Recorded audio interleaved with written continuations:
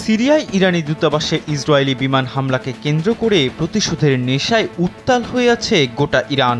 তেহরানের পক্ষ থেকে বলা হচ্ছে এই হামলার জবাব দেয়া এখন শুধু সময়ের অপেক্ষা। এমন হুমকিতে বেশ কাবু হয়ে আছে তেল আবিবও।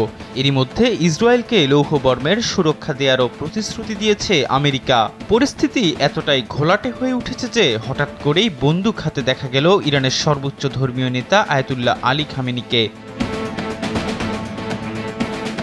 গেল বুধবার মধ্যপ্রাচ্যের দেশ ইরানে পালিত হয়েছে ঈদ উল ফিতর। এদিন রাজধানী তেহরানের গ্র্যান্ড মোসল্লা মসজিদে ঈদের নামাজে ইমামতি করেন ইরানের সর্বোচ্চ নেতা আয়াতুল্লাহ আলী খামেনি।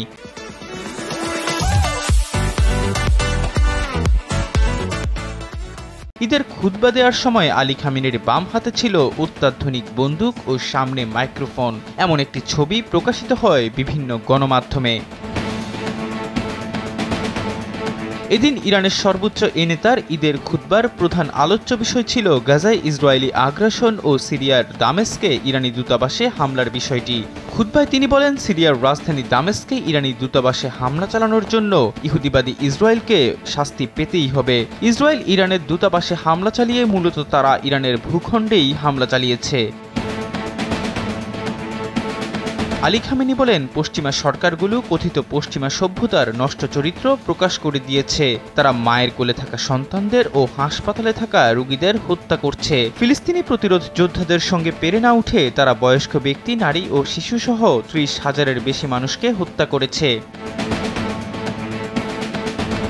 গত ১ এপ্রিল দামেস্কে ইসরায়েলি বিমান হামলায় ইরানের এলিট ফোর্স আইআরজিসির ৩ শীর্ষ জেনারেল সহ অন্তত ৮ সামরিক কর্মকর্তা নিহত হন।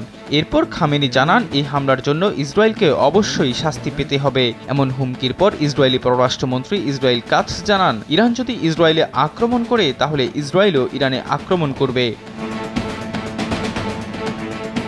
এদিকে এমন আশঙ্কায় ইসরায়েলকে লৌহবর্মের মতো সুরক্ষা দেওয়ার ঘোষণা দিয়েছেন যুক্তরাষ্ট্রের প্রেসিডেন্ট জো বাইডেন। জানান, ইসরায়েলকে রক্ষা করতে যা যা করা দরকার তার সবই করবে যুক্তরাষ্ট্র।